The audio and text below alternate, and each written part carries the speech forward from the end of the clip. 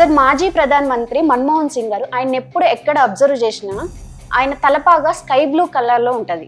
అంటే ఇది just like that లేకపోతే ఏదైనా స్పెసిఫిక్ రీజన్ ఉందా సార్? మాజీ ప్రధాని మన్మోహన్ సింగ్ గారు ఈ మధ్యకాలంలో చనిపోవటం, ఆయనకి అందరూ నివాళులు అర్పించడం, ఈరోజు తెలంగాణ అసెంబ్లీలో భారతరత్న ఇవ్వాలని ఏకగ్రీవ తీర్మానం ప్రతిపాదించడాన్ని సమర్థిస్తూ ఆయనకి నివాళులు అర్పిస్తూ ఈ భారతదేశంలో అనేక సంస్కరణలు తీసుకొచ్చిన పేర్లు చెప్పాల్సి ప్రముఖంగా మన్మోహన్ సింగ్ గారు.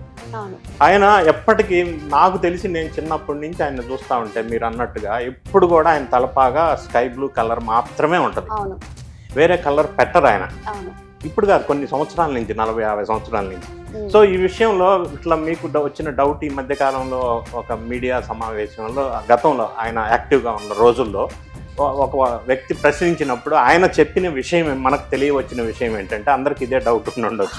సో ఆయన ఏం చెప్పారంటే ఆ ప్రెస్ మీట్లో, ఆయన కేంబ్రిడ్జ్ యూనివర్సిటీలో పీజీ చేశారు, కేంబ్రిడ్జ్ యూనివర్సిటీలోనే పిహెచ్డి చేశారు, డాక్టరేట్ చేశారు. సో ఆయన చదువుకున్న కేంబ్రిడ్జ్ యూనివర్సిటీలో ఆ పీరియడ్ ఆయన గోల్డెన్ పీరియడ్గా, ఎప్పటికీ మరవరాని మరుపు లేని అసలు మెమరబుల్ పీరియడ్గా ఆయన చెప్పుకుంటూ ఉంటారు రకరకాల రీజన్స్ వల్ల. అయితే ఈయన ఆ కలరు స్కై బ్లూ కలర్ తలపాగా ధరించడానికి ఒకటే ఆయనకి ఇష్టమైన కలర్ అని ఆయన చెప్పారు.